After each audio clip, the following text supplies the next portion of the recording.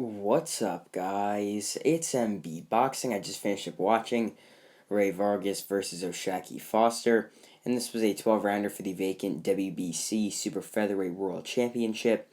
And this fight was Saturday, February 11th, from the Alamo Dome in San Antonio, Texas. And this fight was broadcasted on Showtime. And in this fight, O'Shaquie Foster was able to get a unanimous decision victory, upsetting Rey Vargas, and handing him his first ever defeat of his career. Rey Vargas is now 36-1, and O'Shaquie Foster is, I believe, now 20-2. So this was a massive win and an outstanding performance by O'Shaquie Foster. I personally scored this bout 117-111 in his favor. I did agree with one judge who also scored at 117-111, and the other two had pretty fair scorecards, one having a 119-109, which is more favoring Foster's work, and the other judge having it like really the closest it could be, which is 116-112, also in favor of Foster.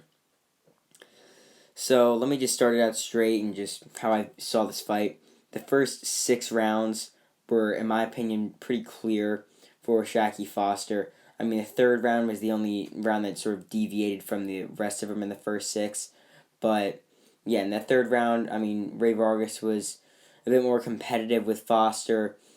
He was much more active than the other round, so I gave, or no, I didn't even give Vargas that third round, but it was a much different round compared to the rest, because the rest of those rounds in the first 6, Foster was jabbing nicely with some very big power jabs.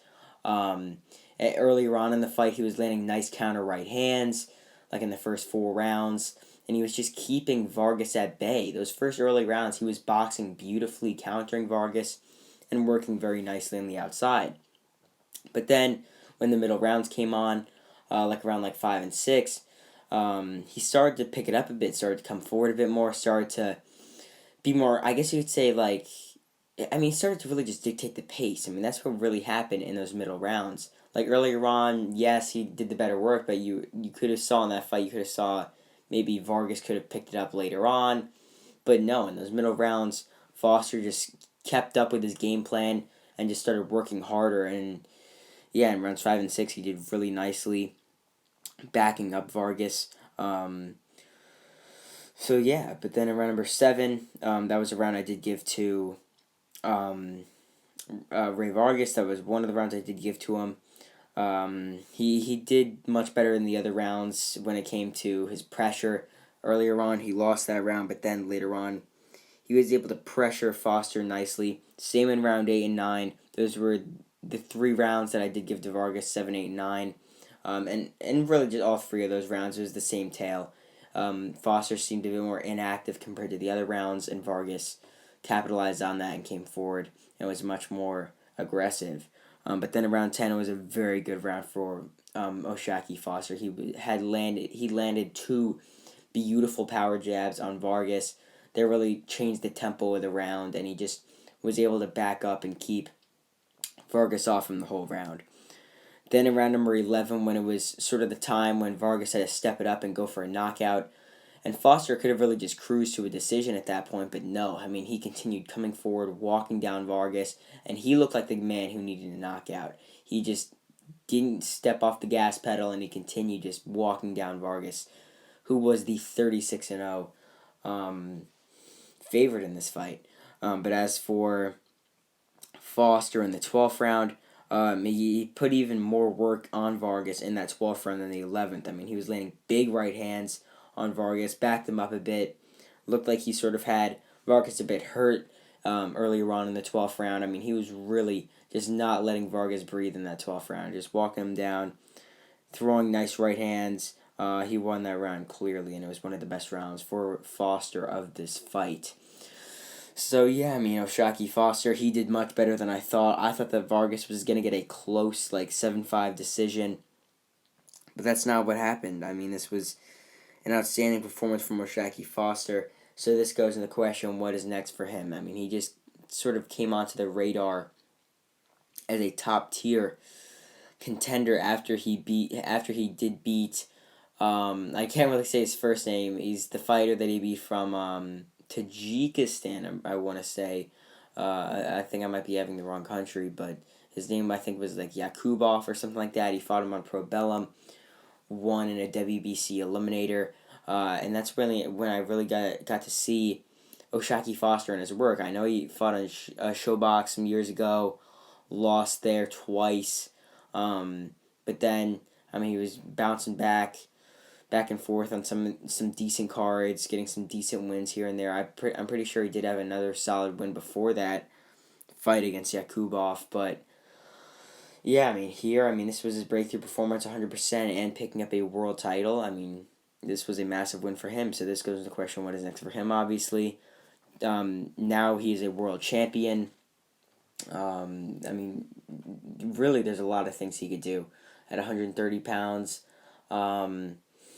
He's most likely going to face someone that, when you think about it, with Gervonta Davis, with PBC, I don't think PBC is going to want to put Foster against someone who's like WBC ranked that has a possibility to beat him that's not part of the PBC, or not part of PBC and their promotions and whatnot. I don't think they're going to do that.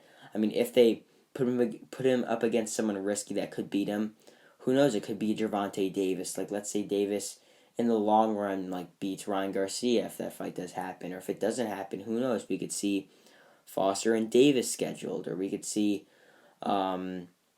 maybe at 130 pounds something else happen. There's just a lot for Foster. He just picked up this belt, so we could really see anything. That's exactly what happened when Vargas won his belt at 126. He just won it, and then all of a sudden now he's fighting up at 130. Just anything can happen with these guys. But for Foster, I think either he might defend his title against a decent level fighter, top 5 ranked in the WBC, or who knows, he could get a very big fight just out of nowhere, like a crazy big fight against someone who's really top ranked in like the world pound for pound in the sport of boxing. But as for Rey Vargas losing here for the first time in his career, this has to be a tough loss for him. Losing here for the first time in 36 fights, unbeaten as a pro.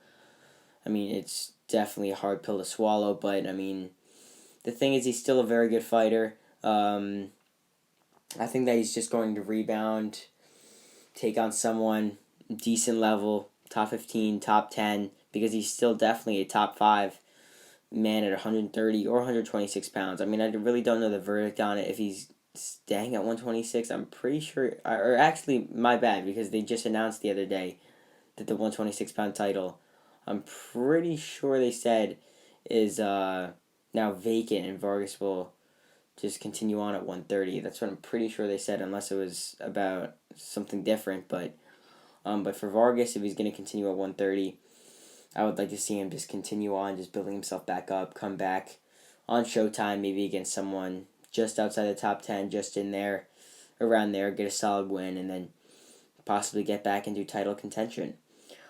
So overall, O'Shaquie Foster has an A-plus level performance in defeating Rey Vargas by a clear unanimous decision, and handing Rey Vargas his first ever defeat to become the new WBC super featherweight world champ.